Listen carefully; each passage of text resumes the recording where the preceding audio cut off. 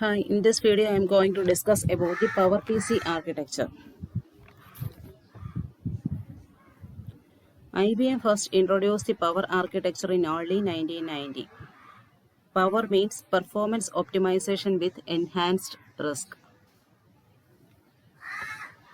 PowerPC architecture എന്ന് പറയുന്നത് ഈ RISC സിസ്റ്റത്തിലെ ഒരു ആർക്കിടെക്ചറാണ് PowerPC എന്ന് പറയുന്നത്. PowerPC ഡെവലപ്പ് ചെയ്തതാണ് IBM ആണ് ഡെവലപ്പ് ചെയ്തത്. 1991 IBM, ആപ്പിൾ, മോട്ടറോള ഇതെല്ലാം ഫോം ചെയ്തിട്ട് ഒരു മൈക്രോ പ്രോസസറിനെ ഡെവലപ്പ് ചെയ്ത് which were named as PowerPC.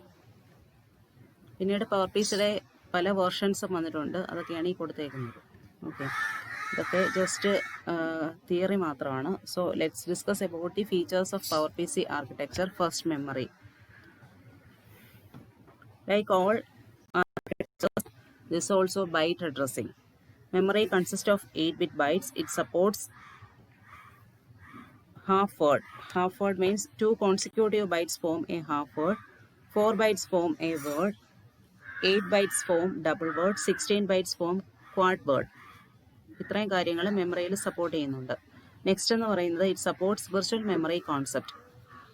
PowerPC programs write ചെയ്യാൻ വേണ്ടി യൂസ് ചെയ്യുന്നത് വിർച്വൽ അഡ്രസ് സ്പേസ് ആണ്. Total virtual address space available എന്ന് പറയുന്നത് 2�64 ബൈറ്റ്സ് ആണ് അവൈലബിൾ ആയിട്ടുള്ളത്. This address space is divided into fixed length segments. These segments are 256 megabyte long and each segment is divided into pages which are 4096 bytes long. So നമ്മൾ program എഴുതുമ്പോഴത്തേക്കും ചില pages എന്ന് പറയുന്നത് physical മെമ്മറിയിലായിരിക്കും, others are stored on disk. So ഒരു ഇൻസ്ട്രക്ഷനെ നമുക്ക് execution നടത്തണമെന്നുണ്ടെങ്കിൽ അത് എവിടെയായിരിക്കണം? ഫിസിക്കൽ മെമ്മറിയിലായിരിക്കണം.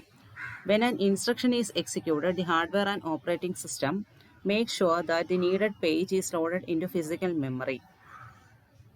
ഓക്കെ, അതായത് ഡിസ്കിലാണ് നമ്മുടെ ഡേറ്റ അല്ലെങ്കിൽ പ്രോഗ്രാമിനെ സ്റ്റോർ ചെയ്തേക്കുന്നതെങ്കിലും ഓപ്പറേറ്റിംഗ് സിസ്റ്റം എന്ത് ചെയ്യും? എക്സിക്യൂഷൻ ടൈമിൽ അതിനെ ഫിസിക്കൽ മെമ്മറിയിലേക്ക് ലോഡ് ചെയ്യും.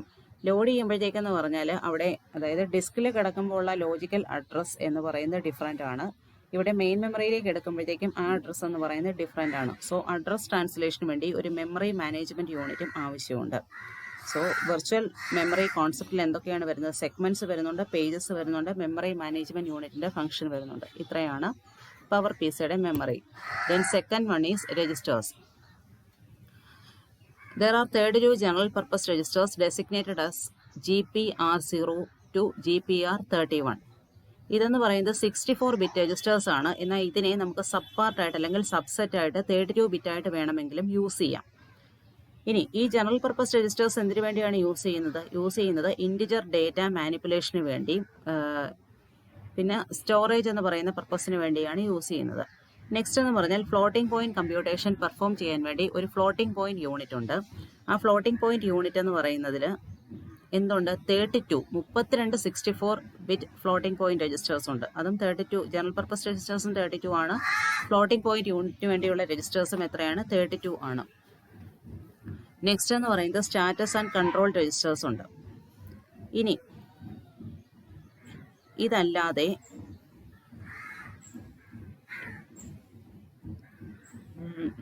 ടെസ്റ്റിംഗ് ആൻഡ് ബ്രാഞ്ചിങ് ഓപ്പറേഷന് വേണ്ടി രജിസ്റ്റേഴ്സിനെ യൂസ് ചെയ്യുന്നുണ്ട്.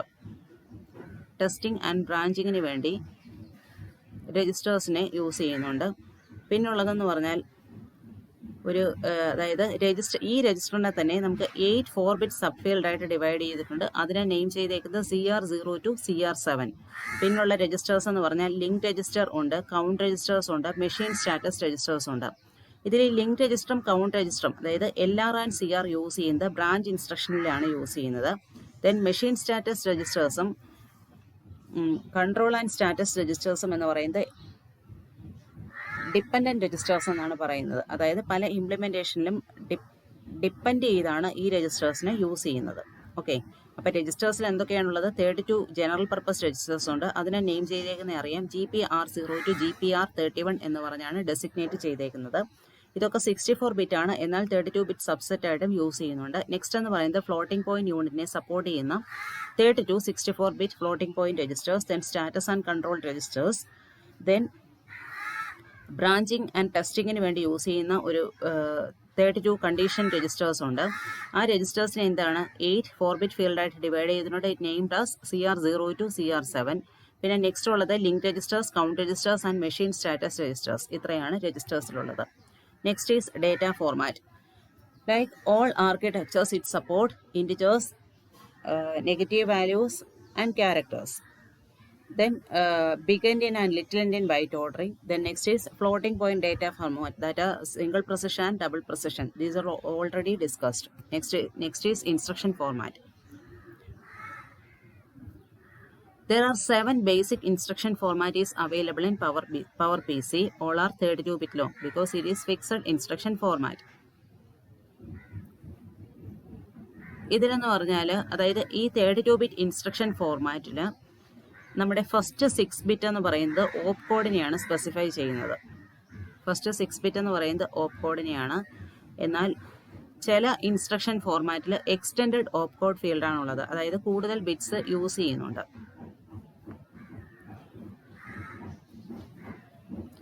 ഇനി ഈ റിസ്ക് മെഷീൻസ് ഒരുപാടുണ്ടെങ്കിലും ഏറ്റവും കൂടുതൽ വെറൈറ്റി ആയിട്ടുള്ളതും കോംപ്ലക്സ് ആയിട്ടുള്ളതും ഇൻസ്ട്രക്ഷൻ ഫോർമാറ്റ് ഉള്ളത് ഏതിലാണ്? ഈ PowerPC ആർക്കിടെക്ചറിലാണ്. ഇതിനെപ്പറ്റി ഡീറ്റെയിൽ ആയിട്ട് പിന്നീട് പറയും. ഇപ്പം നിങ്ങൾ ഇത്രയും നോക്കിയാൽ മതി. ഇത് 32-bit ഫോർമാറ്റ് ആണ്.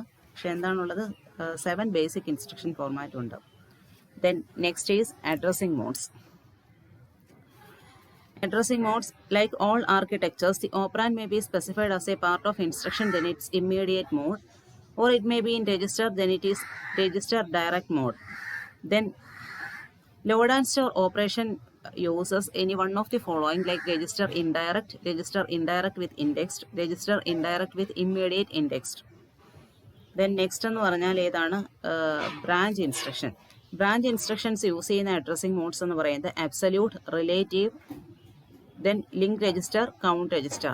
ഈ ലിങ്ക് രജിസ്റ്ററിൽ എന്ന് പറഞ്ഞാൽ ടാർഗറ്റ് അഡ്രസ്സ് എന്ന് പറയുന്നത് ലിങ്ക് രജിസ്റ്ററിലെ കണ്ടന്റ് ആയിരിക്കും. കൗണ്ട് രജിസ്റ്റർ അഡ്രസ്സിംഗ് മോഡിലെന്ന് പറഞ്ഞാൽ CR ആയിരിക്കും ടാർഗറ്റ് അഡ്രസ്സ് എന്ന് പറയുന്നത്.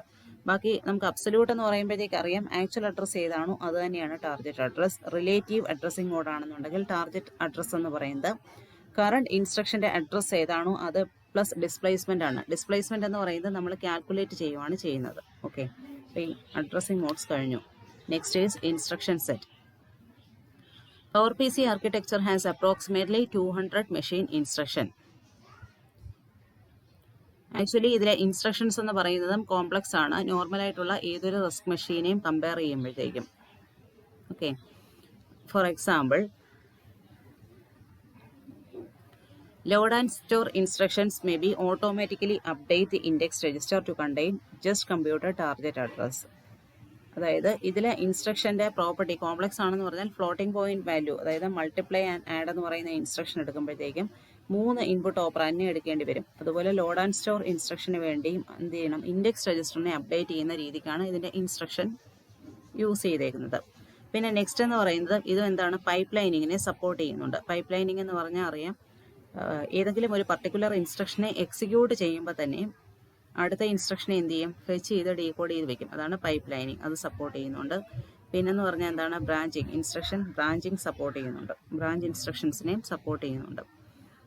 ഇനി നെക്സ്റ്റ് എന്ന് പറയുന്നത് എന്താണ്? Input and output. Input and output operation എന്ന് പറയുമ്പോഴത്തേക്കും അതിൽ 2 ഡിഫറെൻറ്റ് മെത്തേഡ്സ് യൂസ് ചെയ്യുന്നുണ്ട്. ഫസ്റ്റ് അപ്രോച്ചിലെന്ന് പറഞ്ഞാൽ segments in the virtual address space are mapped onto external address space, typically IO bus. അതായത് ഇവിടെ എന്ന് പറഞ്ഞാൽ സെഗ്മെന്റ് എന്ന് പറയുന്ന പുതിയ കോൺസെപ്റ്റ് ഉള്ളത് കൊണ്ട് സെഗ്മെന്റ്സിനെ, അതായത് വെർച്വൽ അഡ്രസ് സ്പേസിലെ സെഗ്മെന്റ്സിനെ നമുക്ക് എന്ത് ചെയ്യണം? എക്സ്റ്റേണൽ അഡ്രസ് സ്പേസിലേക്ക് മാപ്പ് ചെയ്യുന്ന ഒരു പ്രൊസീജിയർ യൂസ് ചെയ്യുന്നുണ്ട്. അതിന് പറയുന്ന പേരാണ് ഡയറക്റ്റ് സ്റ്റോർ സെഗ്മെന്റ്സ് എന്ന് പറയും. ഇത് അതായത് സ്പാർക്ക് മെഷീൻസിൽ യൂസ് ചെയ്യുന്ന അതേ മെത്തേഡാണ്. ഇനി നെക്സ്റ്റ് എന്ന് പറയുന്നത്, അതായത് ഈ ഡയറക്റ്റ് സ്റ്റോർ യൂസ് ചെയ്യാൻ പറ്റാത്ത കേസിലെന്ന് പറഞ്ഞാൽ നമ്മൾ memory management hardware and software use ചെയ്തിട്ടാണ് ഇൻപുട്ട് ഔട്ട്പുട്ട് ഓപ്പറേഷൻ പെർഫോം ചെയ്യുന്നത്. ഇൻപുട്ട് ഔട്ട്പുട്ട് ഓപ്പറേഷൻ എന്ന് പറഞ്ഞാൽ എന്താണ്? ഡേറ്റയായി ട്രാൻസ്ഫർ ചെയ്യുക, ഇൻപുട്ട് ചെയ്യുക, അതിനെ ഔട്ട് ചെയ്യുക എന്നുള്ളതാണ് ഇൻപുട്ട് ഔട്ട്പുട്ട് ഓപ്പറേഷൻ. അപ്പോൾ ഇത്രയാണ് PowerPC ആർക്കിടെക്ചറിൽ വരുന്നത്.